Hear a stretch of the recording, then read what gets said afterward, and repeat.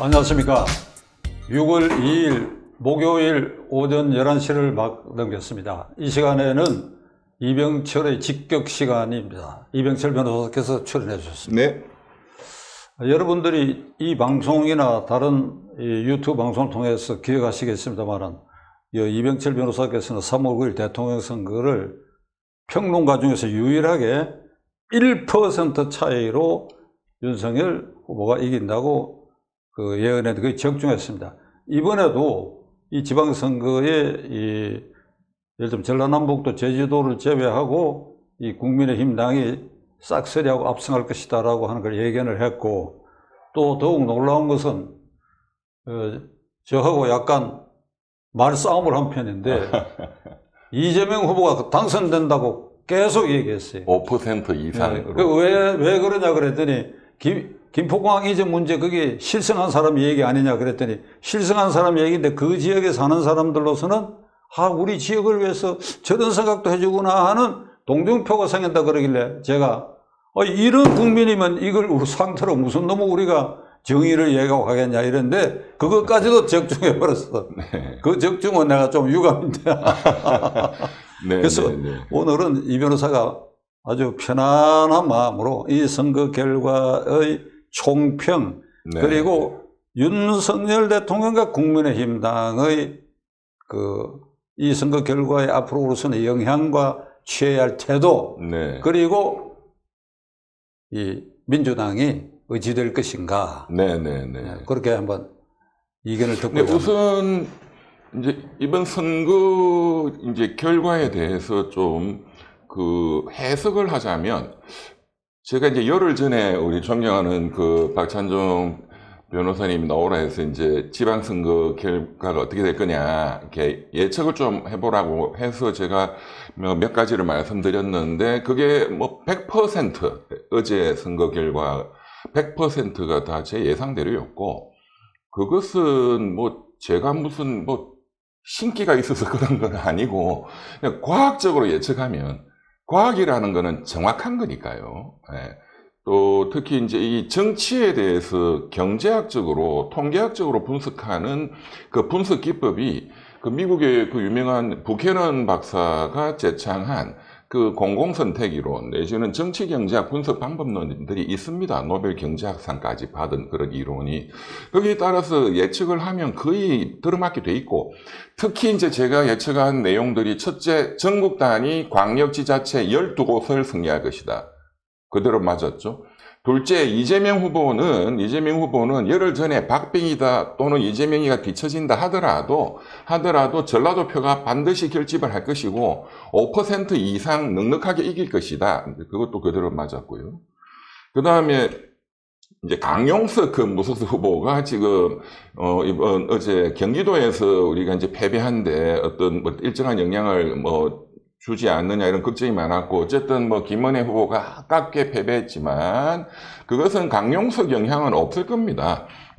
근데 이제 강용석 후보가 한 6% 정도 지지율이 나왔는데, 제가 선거에 돌입하면 이것은 1%로 떨어진다.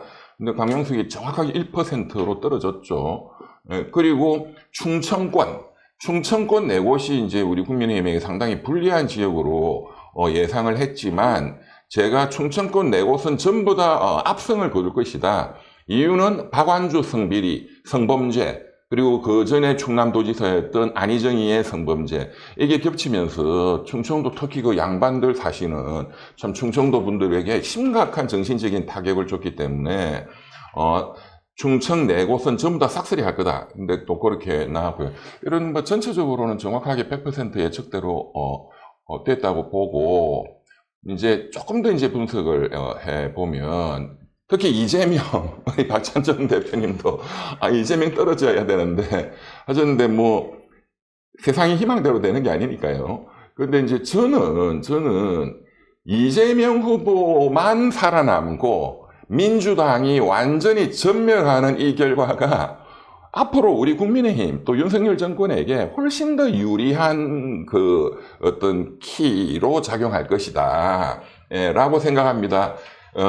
이재명 혼자서 살아남고 전체 선거를 지휘했던 자가 전국의 민주당을 완전히 괴멸시키는, 그러니까 국민의힘의 압승의 1등 공신이 지금 이재명이기 때문에 민주당 당내 분란은 훨씬 더 가속화될 것이고, 이재명 때문에 윤석열 정권은 훨씬 이득을 볼 거다, 앞으로. 그런 차원에서 잘 됐다고 보고요. 그리고 조금 더 내용을 보면 저는 이재명이 어차피 이기는 구도로 갈 수밖에 없다라고 생각을 했기 때문에 그 국민의힘 이준석 대표나 권성동 원내대표나 이런 지도부가 너무 이재명 떨어뜨리는 데에 계양구에 너무 힘을 소진했다. 어차피 거기는 이재명이 될 거기 때문에 그 전력을, 그 에너지와 시간을 좀 더 김은혜 후보, 경기도 선거에 더 당력을 집중을 했더라면 김은혜가 쉽게 이겼겠죠. 그게 좀 저는 상당히 아쉽다라고 느껴지고요.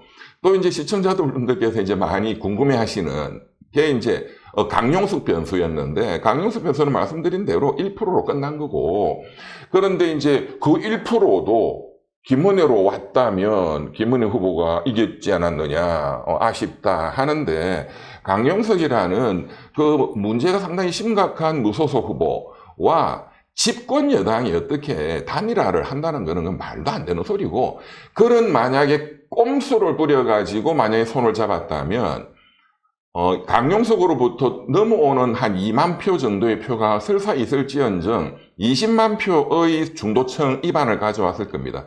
그래서 원칙이 있는, 제가 원칙대로 해야 되고, 그래서 만약에 패배한다면 그건 패배를 하는 거죠. 그래서 원칙이 있는 패배, 꼼수에 의한 승리가 아니라 원칙이 있는 패배를 선택한 김은혜 후보는 앞으로도 또 거물급 정치인으로 이번에 발돋움했기 때문에 큰 역할을 하실 거라고 또 생각하고, 실망하지 마시고 또 앞으로 기대가 됩니다. 그리고 충청권은 제 예상대로 그 충청도 주민들, 이 다른 지역에 비해서는 달리 이 성범죄에 굉장히 민감하다는 것을 제가 이전에 안희정 충남도지사 성범죄로 처벌되고 할 때 그 민심들을 보니까 부산이나 다른 지역보다, 서울이나 이런 데보다 훨씬 더 민감해요. 그만큼 자존심도 세신 것 같고, 충청권 주민들께서. 그래서 역시 이번에 박완주 성범죄 등등에 따라서 이 민심이 폭발적으로 민주당에서 이반할 것이다 라고 생각했는데, 역시 정확하게 맞았던 것 같습니다. 일단 이번 선거 결과는 그 정도로 말씀드리겠습니다. 이 결과가 이제 앞으로 이 전국에 미치는 파장을 생각할 때 윤석열 대통령과 국민의힘이 앞으로 어떤 길을 가서 이번 이 지지를 등에 업고 어떻게 유지해 가야 할 것인가 하는 거 하고, 민주당은 어차피 쇄신 바람이 불 수밖에 없는 것 같은데, 그 쇄신 방향이 바람직한 것은 뭐며, 그 중심에 과연 이재명 당선자가 그 중심에 서야 할 것인지, 그런 것에 대해서 어떻게 생각하세요? 예, 일단 이제 사실 어제로서 대통령 선거가 끝났다, 이렇게 봐야 될 겁니다. 제가 열흘 전에 이번 지방선거는 프레임이 대선 연장전으로 짜여졌다. 왜? 이재명이 등판함으로써. 그게 굉장히 어리석은 등판이었죠. 그렇지만 스스로가 자폭하는 길을 선택을 했고, 그것도 저 계양구까지 도망가가지고, 그래서 이 판이 각 지역의 어떤 개발이나 각 지역 특성에 맞는 그런 지방선거의 본연의 어떤 그런 성격이 아니고 이재명과 윤석열이라는 대선 연장전 구도로 짜여졌기 때문에 사실 저도 예측하기가 훨씬 쉬웠습니다. 이 대선판은 이 통계학에서 대소의 법칙이라 해서 이 숫자가 많아질수록 예측률이 높아지는데, 대선판이 그래서 예측하기가 사실은 제일 쉽습니다. 각 지방은 다 다르고 제가 그걸 알지도 못하고 그런데 대선 연장전으로 짜여졌기 때문에 예측은 쉬웠고, 그러나 이재명은 스스로 이제 자멸의 구렁텅이로 민주당 역시 빠져들었다. 그렇다면 이제 드디어 대선이 끝났는데 윤석열 정권이 앞으로 일단 뭘 해야 되느냐?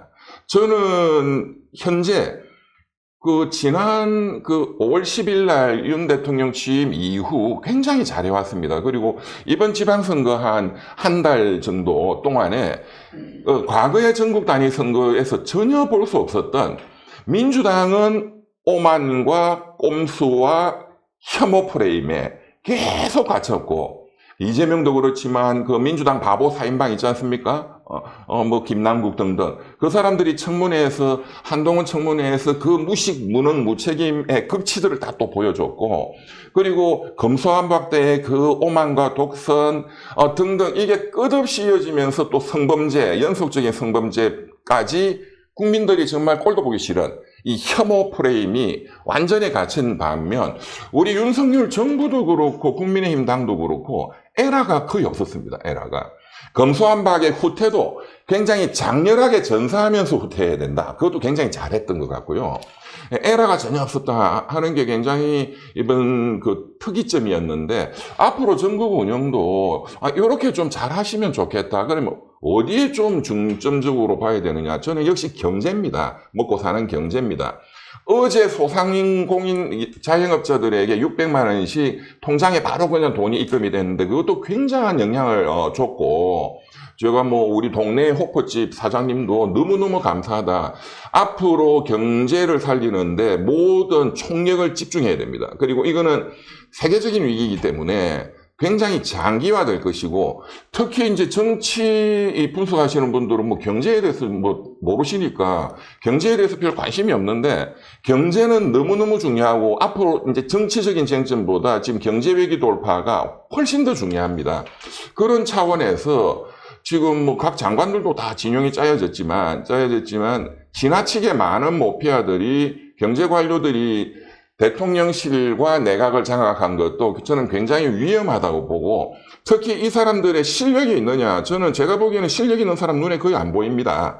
그냥 과거에 다 해먹던 사람들, 이 정권, 저 정권에서 그냥 해먹던 영혼 없는 관료들에 불과한 자들이 전부 다 꿰차고 있고, 그런 차원에서 지금 당에서 윤핵관, 권성동 원내대표와 장제원 의원이 지금 정부에 대해서, 대통령실에 대해서 직격탄을 날리고 있는데, 이게 잘못되면은 집권당 내부의 권력투쟁으로 비화될 수가 있습니다. 굉장히 이게 저는 앞으로 우려되는 지점이라고 보는데, 그러나 권성동, 장제원 의원의 지적은 전부 다 타당했습니다. 권성동 의원이 윤종원 씨인가 문재인 정권에서 소주성해서 나라를 망친 그런 관료를 어떻게 한덕수 총리 그 사람은 국무조정실장으로 앉히겠다고 우기지를 않나. 그래서 권성동 의원이 나서서 이 윤종원이를 사퇴시키게 만든 거, 그것은 권성동 의원이 정당하고, 그리고 한덕수 국무총리는 반성해야 됩니다. 그리고 윤석열 대통령실도 이 부분을 반성해야 됩니다. 이따위로 만약에 계속 진행되면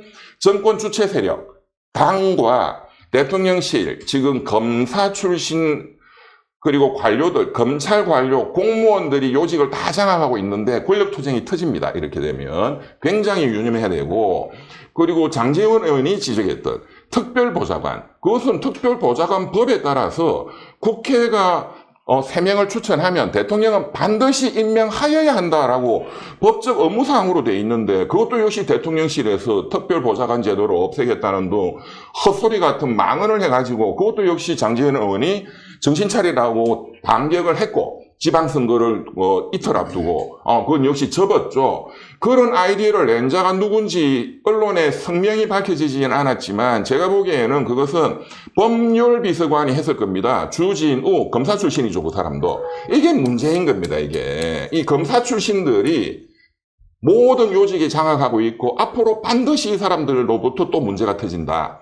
현재도 그렇고, 현재 이미 터지고 있고, 그 사람들한테 모든 줄을 서고 있고, 이게 반드시 심각한 어떤 내관이 되고 있다라고 저는 굉장히 위험하게 봅니다.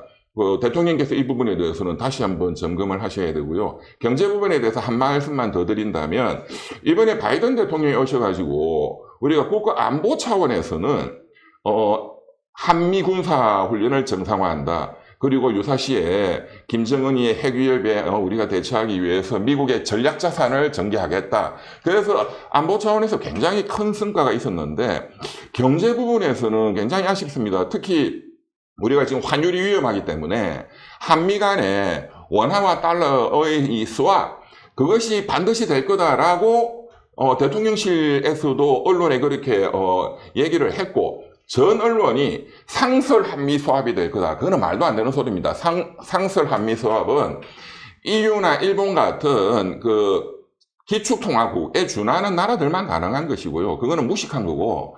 그렇지만 한시적인 그 수합은 100% 가능할 거다라고 딱 전 언론이 그렇게 예상을 했고, 왜냐하면 문재인 정권 때도 지금 만 2년 전에 코로나가 터지니까 1년 정도 한시 수합을 했고, 2008년도 이명박 정권 들어서고 국제금융위기 때도 1년 6개월 한시적인 수합을 했습니다. 그럼으로써 환율 시장을 안정시키고 경제의 안정을 가져오는데 그게 굉장히 중요한 건데, 이번에 저는 그게 되지 않을까라고 했는데 역시 안 됐어요. 근데 그게 왜 안 됐냐?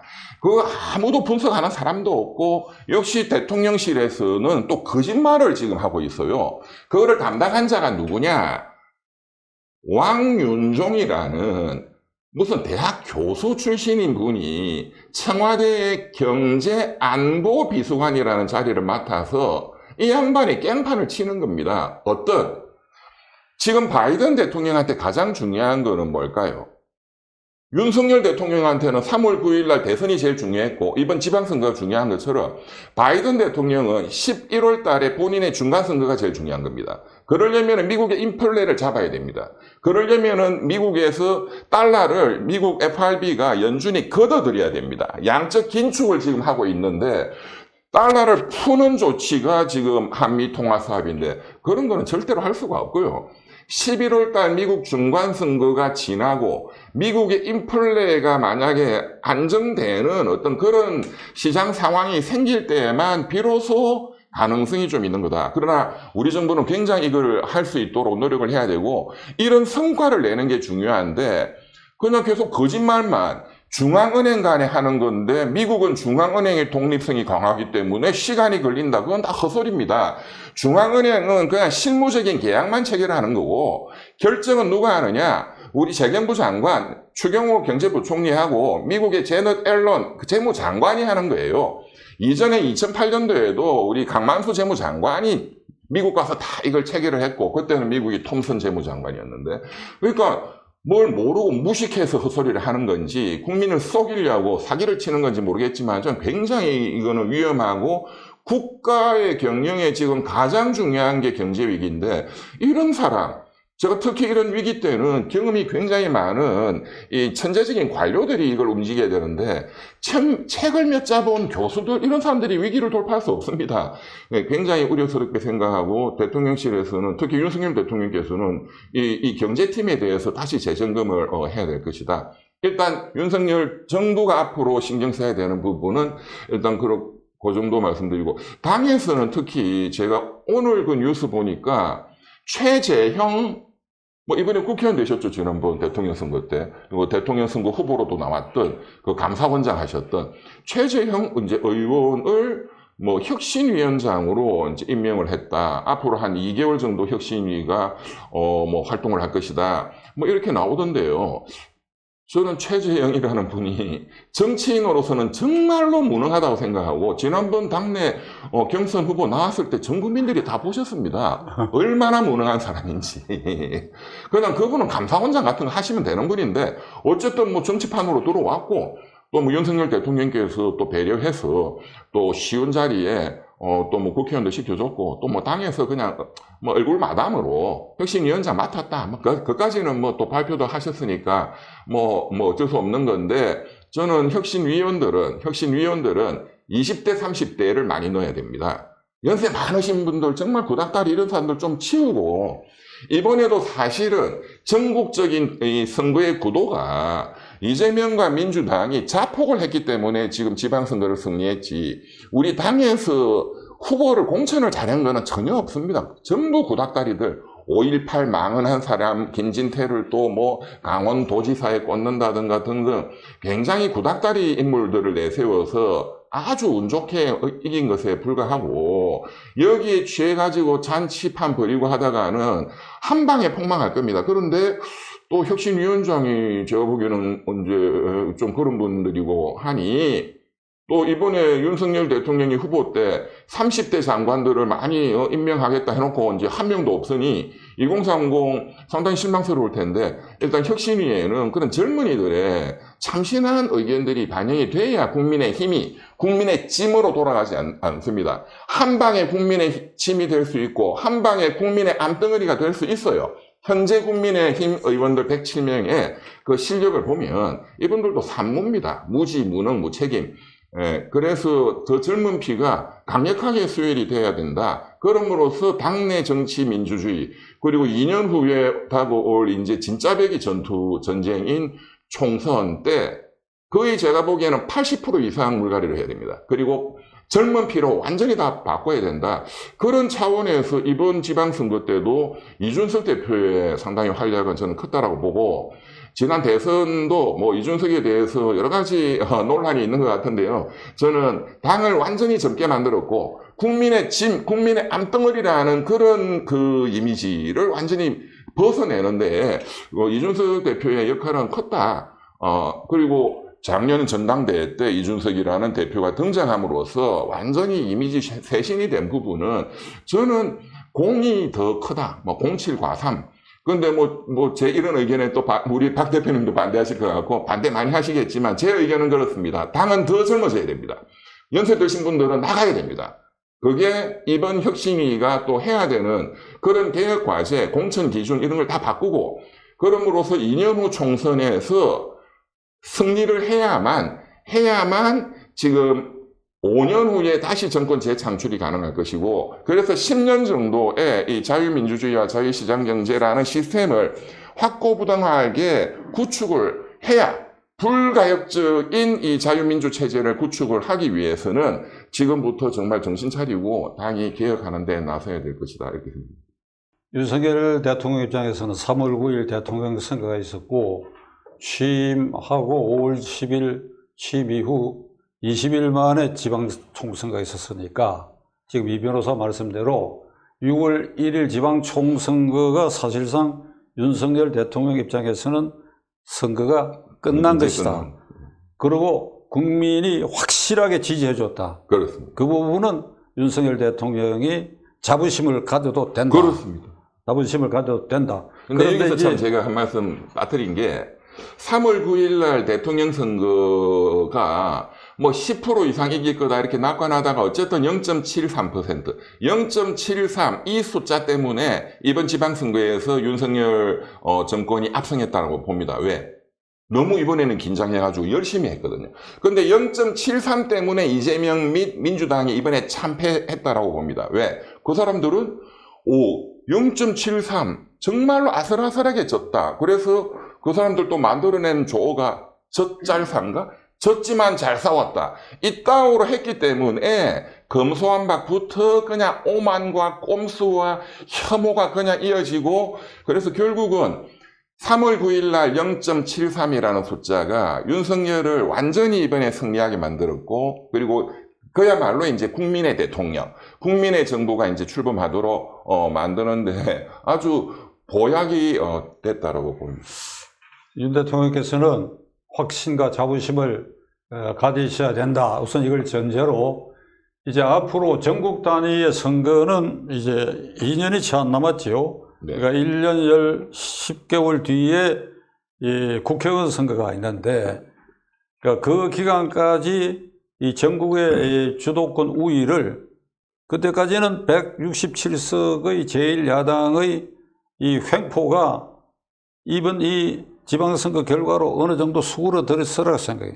네. 검수완박법 같이 무리한 법을 통과시킨다거나, 또는 지난 주일에 난데없이 한동훈 법무부 장관을 이거 우리가 탄핵할 수 있다는 얘기까지 꺼냈고, 그러니까 저 이석으로 탄핵이 가능하지요.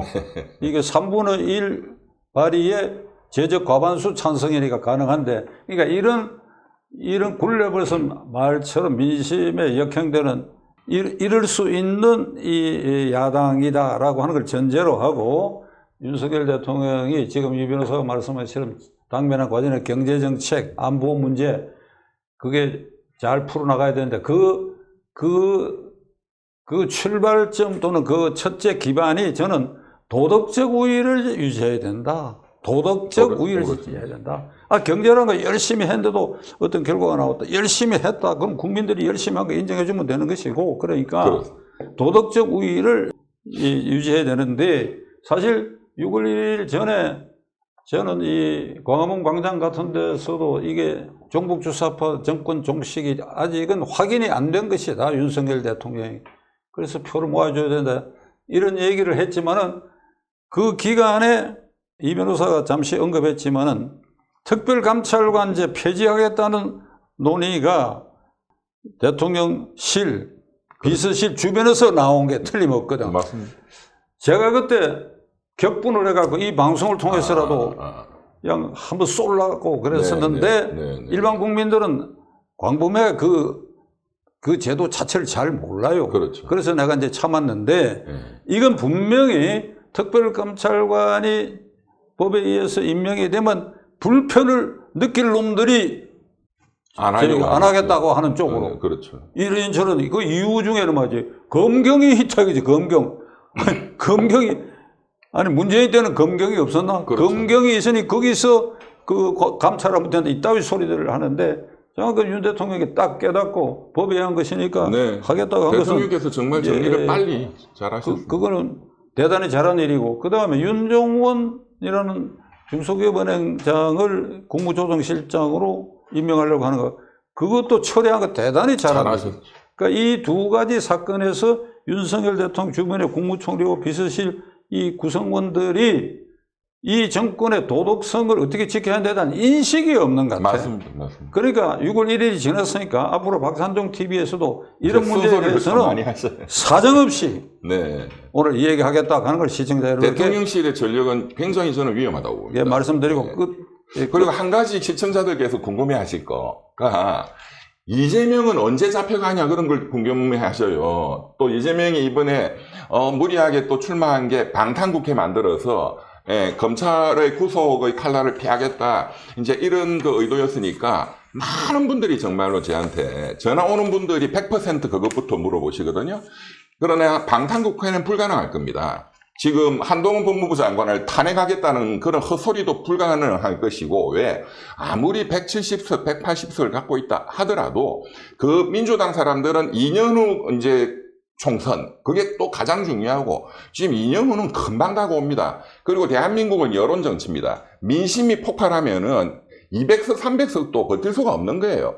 탄핵이라는 걸 시도를 하면 아마 폭망할 것이고, 방탄국회를 열어서 이재명을 막으려면 막을수록 민주당은 폭발할 겁니다. 자멸할 것입니다. 이미 민주당 내부에서 이재명이 당신 때문에 당이 망했다라고 하는데, 그런 방탄국회를 여는 것 자체가 어렵고, 연다면 다시 민심이 폭발하고 훨씬 더 전국은 윤석열 정권에 유리한 방향으로 흘러갈 것이고, 시간이 한두 달 늦게 되더라도 결국은 이재명은 구속될 수밖에 없다. 드러난 범죄가 너무나 많고 혐의가 너무나 많고 증거가 너무너무 많기 때문에 언제 구속될 것이냐, 또 이거 많이 궁금해 하시던데, 저는 8월, 지금 검찰의 이제 그 수사권이 이제 3개월 남았거든요. 6월달, 7월달, 8월달.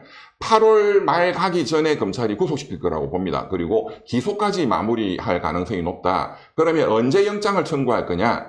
저는 8월 휴가 때 국민들이 다 휴가 가고 정치의 관심사가 상당히 이제 가장 적을 때가 여름 휴가 때거든요. 이때를 타이밍으로 영장을 청구할 것이다. 이렇게 보입니다. 이 변호사가 이재명 의원을 언제 어떤 수순으로 구속해야 되는가 아주 이 아이디어를 주시는데, 저는 제 생각은 이렇습니다. 그게 이제 부패 사건과 경제사범은 검찰이 무슨 뭐 제3기관이 생길 때까지는 수사권이 있으니까, 이재명과 관련된 사건은 그 두 가지에 다 걸리니까 그 8월이나 9월 거기에 그 수사권 이전에 해당되지 않아요. 관련 사건이니까. 저는 똑같은 질문을 많은 사람들이 받을 때 이렇게 얘기합니다. 이게 국민도 그렇고 이 민주당의 열렬 지지자들의 이 기세를 꺾는 방법으로 지금 현재 덜 난 거 있잖아요. 라임 사건, 옵티머스 사건, 울산시장 선거 사건 나머지 부분, 그다음에 월성 원전 1호기 사건.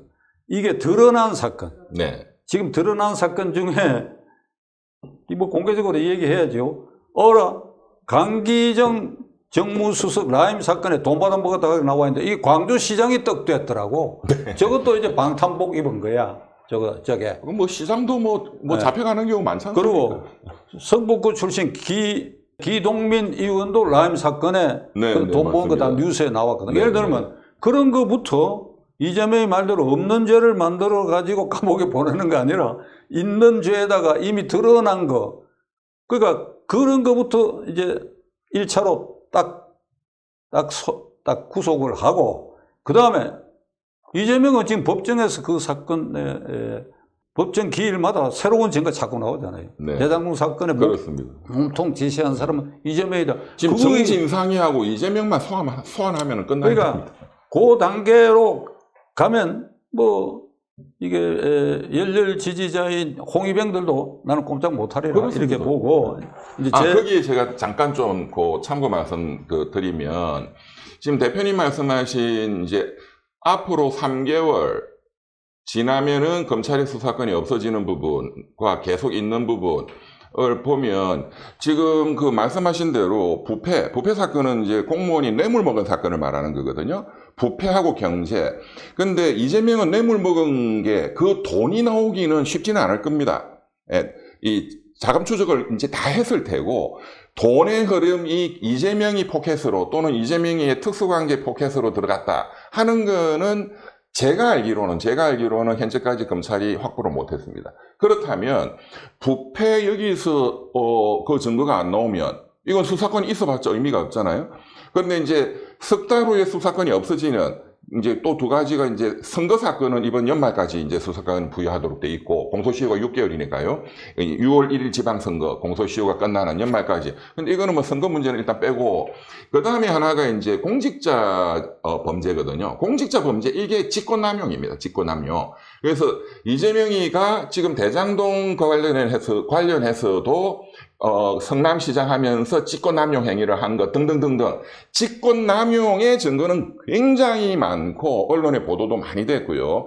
그런 차원에서 지금 석 달 남은 이제 석 달 지나면 직권남용 수사권이 검찰이 없어집니다. 그런 차원에서 검찰이 석 달 이내에 서두를 가능성이 높다. 이제 그런 아니 그러니까 이재명 측에서 수사가 본격화되면 이제 그 권한쟁의 문제도 발생시키고 이게 검찰이 전속적으로 수사를 상한 게 아니다 이런 얘기도 나올 수도 있겠지. 그렇다면 이게 판단을 해가지고 경찰 특수수사본부를 우선 임시적으로 차려가지고 거기 사는 방법도 있고 그건 문제가 나는 안 되라고 봅니다. 네, 그렇고 이제 결론적으로 민주당의 앞날은 앞으로 2년 뒤 국회의원 선거에도 대비하고 민주당을 위해서 제가 하는 말인데 그리고 민심을 흡수하려고 그런다면 이게 민주당의 쇄신의 방향은 그렇습니다. 이재명 플러스 586 세대를 몽땅 다 제거하고 다 물러서게 하는 거예요.